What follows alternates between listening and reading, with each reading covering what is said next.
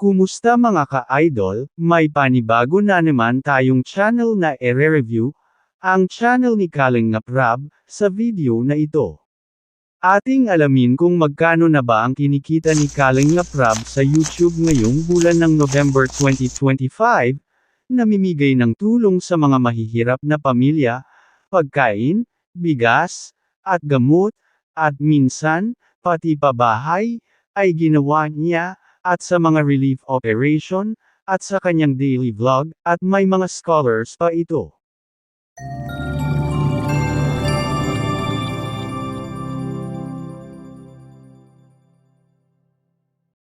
At ating silipin ang kanyang Social Blade account.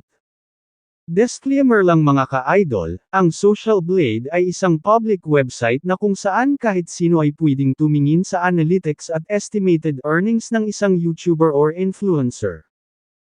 At dito na tayo sa kanyang official websites ang Social Blade. Dito ating makikita ang kanyang subscribers, video views, at upload video, at kung kailan siyang nagumpisang mag-vlog. Uunahin nating kanyang subscribers. Umaabot na ito ng 3.62 million, at ang kanyang video views naman, umaabot na ito ng 1,387,247,108, at may upload video na itong umaabot ng 2,305, at nag-umpisa itong mag-vlog noong bulan ng December 8, 2019. At dito na tayo sa kanyang channel statistics, ating makita ang kanyang grade B.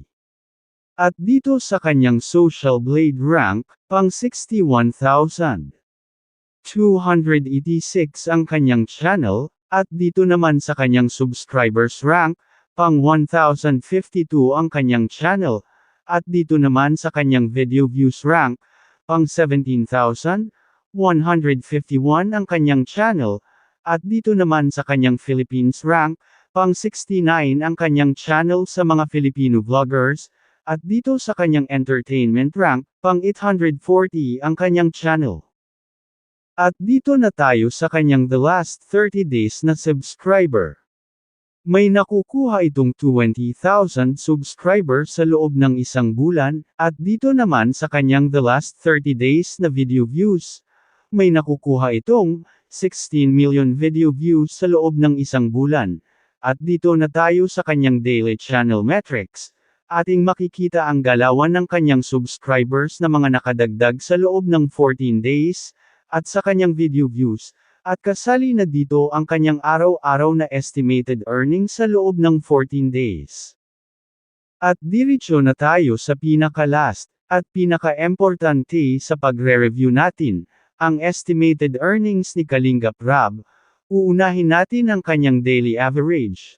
Ang palitan pala ng peso ngayong bumababa ng 58.81 US dollars na lang ngayong November 10, kanina sa 3 AM ng umaga nagbaba, noong unang araw, 58.97 siya, so, sa 58 tayo ngayon magbase, sa kanyang daily average, sa lowest may nakukuha itong 136 US dollars, kung ating ipalit sa peso.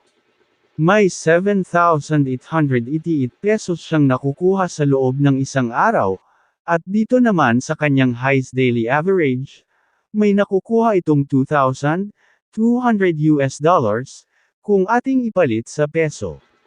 May pera itong umaabot ng 127,600 pesos. Sa loob ng isang araw. At dito naman tayo sa kanyang weekly average, sa lowest may nakukuha itong 843 US dollars, kung ating ipalit sa peso. May pera itong umaabot ng 48,894 pesos. Sa loob ng isang linggo, at dito naman sa kanyang highest weekly average, may nakukuha itong 13,000 US dollars, kung ating ipalit sa peso. May pera itong umaabot ng 754,000 pesos sa loob ng isang linggo na kanyang kinikita.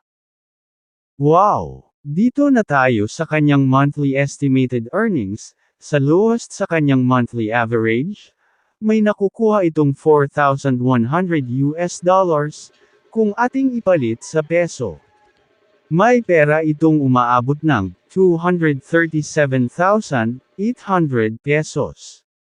Sa loob ng isang bulan, at dito na tayo sa kanyang highest monthly estimated earnings, may nakukuha itong 65,000 US dollars, kung ating ipalit sa peso. May pera itong umaabot ng 3,770,000 pesos. Na pera ang kanyang kikitain sa loob ng isang bulan. Wow! Congratulations sa channel ni Kalingap Rab. Kung nagustuhan mo ang ating video, huwag sana kayong malimot mag-subscribe, like, at comment ng ating mga videos. Maraming salamat po sa inyong lahat.